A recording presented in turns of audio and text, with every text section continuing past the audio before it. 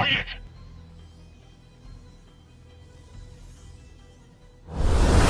Spidey fans are gonna have to wait just a little longer before they can swing back into the Spider-Verse. The third chapter in Sony's groundbreaking animated saga, Spider-Man Beyond the Spider-Verse, has officially moved its release date from June 4th to June 25th, 2027. It's just a 3-week delay, and according to Variety, it's mostly a strategic move to take advantage of summer break when more kids are off school and free to hit the theaters. But honestly, I think there's more to it than just timing. Not in a bad way though. Production isn't in chaos or falling apart. Far from it. In fact, Phil Lord and Chris Miller, the creative duo behind the series, have made one thing very clear. They're not rushing this. Every Spider-Verse movie they've made has been about pushing the boundaries. Visually, technically, emotionally. And if you've seen the first two, you know they've absolutely nailed it so far.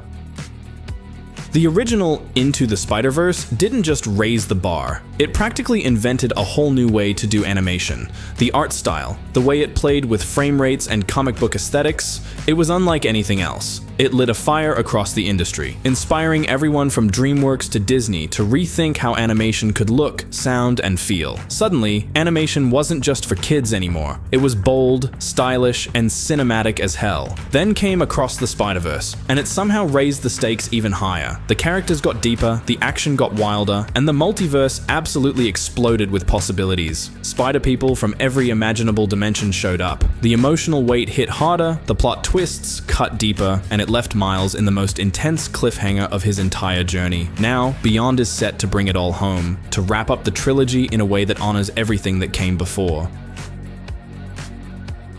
And that's not a small task. Lord and Miller have said flat out, this is the hardest one they've ever made. Not just creatively, but technically too. Animation has evolved so much since the first film, and now they're pushing for even more detail, more emotion, more spectacle. Wrapping up one of the most beloved Spider-Man stories ever told? That's a tall order. What a lot of people don't realize is just how ridiculously complex making an animated movie really is. In some ways, it's even tougher than live action. It starts with endless drafts, concept art, and rewrites. Then you've got voice recording, which is a whole logistical mess. Actors scattered across cities, working around conflicting schedules. And the animation and storyboarding process, that alone can take years, with massive teams working around the clock. Then you've got editing, scoring, effects, and post-production to pull it all together. We're talking 6 unique animation styles, dozens of fully realized characters, and jaw-dropping locations that all feel like living, breathing worlds. Sony's promised that this finale will be even more ambitious than the last two combined.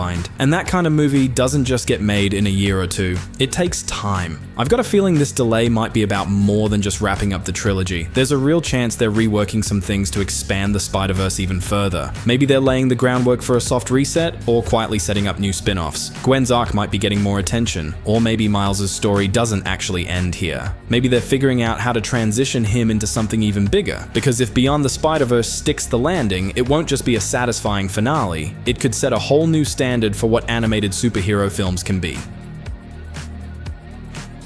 Some of the new stills already show how wild this next step might be. In one shot, you see Miles and Gwen, and the background, it screams Hobie Brown's Earth 138. You can spot the gritty punk details, a torn-up cityscape, the silhouette of Big Ben, and textures that look like they came straight out of a handmade zine. You've got cut and paste layers, protest poster vibes, rough edges, and bold colors that radiate punk rebellion. If you remember, Hobie himself looked like a walking collage. Graffiti, newspapers, jagged outlines, all brought to life. So it looks like we'll be spending some time in his world. Maybe we'll even get his backstory, how he became Spider-Punk, and why his worldview clashes with the rest of the Spider People.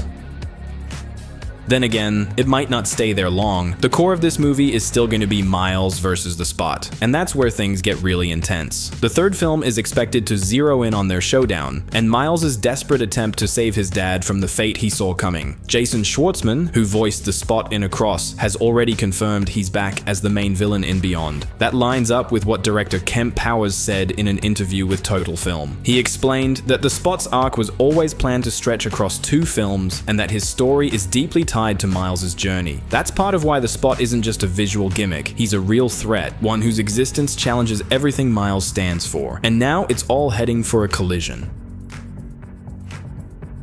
Beyond will likely pick up right where Across left off, with Miles stuck in Earth 42, staring down a darker version of himself, the one who became the Prowler. From the latest stills, it looks like the opening scene will dive straight into that moment. And yeah, we're probably getting a full-on Miles versus Prowler Miles showdown to kick things off, but don't expect it to be some huge extended arc. The Prowler doesn't join the main Spider team, but you can bet he'll show up again when it counts. Maybe during a major third act twist, or a critical moment where he crosses paths with an alternate version of his parents. There's a lot of theory territory here, and honestly, that's part of what makes this whole universe so fun.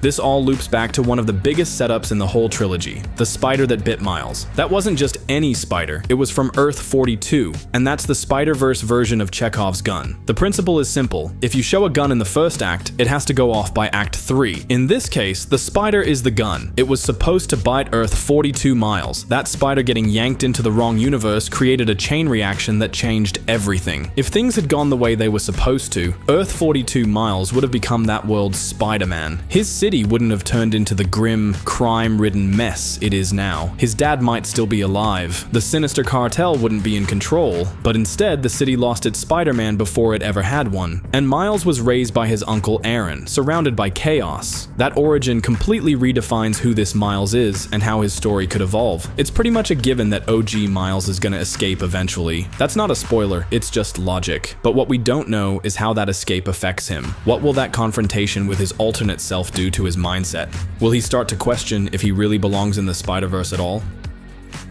And that leads us right back to the whole canon event dilemma introduced by Miguel. According to him, Miles' father is supposed to die. It's a fixed point, a canon event. Miguel insists there's no way around it. But is that really true? Think about it. None of the other Spider people challenged Miguel's rulebook. They all just nodded along like it was gospel. Except Miles. He's the only one who pushed back. And honestly, he might be right to question it. Take Gwen's timeline, for example. Her dad was supposed to die too. He was a Cap, and quitting the Force should have triggered a collapse, but it didn't. Her world's still intact. She's still swinging through the multiverse. Earth 65 didn't implode, so either Miguel is wrong or he's lying. And where even was Miguel when Gwen was hopping dimensions back in the first movie? We're told these rules are ironclad, but clearly they're not. Gwen's dad retires, breaks the canon, and somehow survives. So maybe Miles doesn't have to lose his father either. Maybe all that canon must happen stuff is just fear-based control, or Miguel's own desperation. Because if you step back and look at the whole multiverse logic, it's kind of falling apart. Exceptions are everywhere. The rules don't really apply as strictly as Miguel claims, and that means everything is up for grabs in Beyond the Spider-Verse. Miles' transformation into Spidey was never supposed to happen. He's an anomaly. But despite all of that, it still led to good. He believes things can still be saved, even if canon was broken. That belief, his refusal to accept a pre-written destiny, is at the core of Across. And honestly, Miguel O'Hara seems like he's missing the bigger picture. Remember, when Miles escapes from Miguel, the go-home machine identifies him as a Spidey from Earth 42. That's how Miles ends up in the wrong universe, a place where there is no Spider-Man. That's why Beyond is expected to open with a high-stakes confrontation on Earth 42, a big throwdown between the two Miles, and you can't really blame the Prowler. There's even a hint dropped in Across, a news broadcast where Jonah Jameson reports that the Sinister Six cartel has taken full control of the city. That's the world this Miles inherited. He didn't just make a bad choice, he never had any real choices to begin with. So now we've got one Miles trying to break fate and save his father, and another who's spent his whole life under the weight of a broken system. And when they finally face off, it's not just about who wins a fight, it's about what they each believe in. That's the heart of Beyond the Spider-Verse. By Miguel's logic, Earth 42 should have been erased a long time ago. A canon-breaking anomaly like that, it doesn't fit his rigid rulebook, but as we've clearly seen, it's still standing. Broken, dark, overrun by crime, but very much alive. And that alone proves Miguel is either flat out wrong or willfully ignoring inconvenient truths. What's more, there's a real emotional arc brewing between the two Miles. The Prowler is going to see himself in OG Miles, not just physically, but spiritually. He'll recognize the drive, the raw emotion, the desperate need to save a parent. That used to be his motivation. And for OG Miles, the Prowler becomes a mirror, an eerie look at what his own life could have been like if he'd lost his father earlier or never had Spider-Man's legacy to guide him. This confrontation is less about fists and more about understanding, empathy, and that thin line between hope and despair. That first 30 minutes of Beyond is likely going to dig deep into this duality, the internal and external clash between the two Miles, and that's going to be the emotional spark that propels the rest of the film forward. OG Miles, now more than ever, will be determined to write his own story, free from Miguel's dogma, free from multiversal fear-mongering. He's going to do what Spider-Man always does, try to save everyone even if the odds are stacked against him, and that's really been Miles' whole journey from the start. He doesn't let the world choose for him. He made his own choice about college, about his future, about who he wants to be, and now he's making a choice that defines him more than any of those. He's going to try to save his dad, no matter what the canon says. If that rescue works, if Miles breaks the cycle without breaking the universe, it'll be the perfect conclusion to his trilogy. But the ending might not be all sunshine and hugs. Someone's going to pay the price. That's just how these stories go, and all signs point to Gwen. Think about it, she's already hinted that she and Spider-Man don't get a happy ending in any timeline. It's a tragic thread pulled straight from the comics. And if she sacrifices herself to save Miles or help change the canon, it would be a devastating yet powerful full circle moment. Emotional payoff. Off the charts. But do I want that to happen? Not really.